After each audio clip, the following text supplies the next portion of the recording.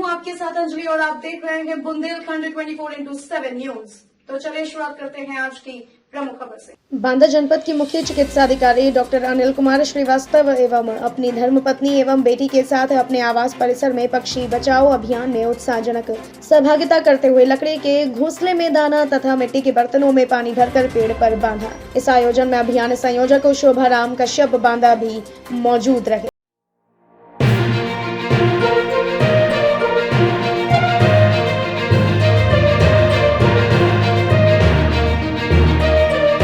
खबरों में अब तक के लिए बस इतना ही। मिलते हैं कल ऐसे ही बड़ी खबर के साथ।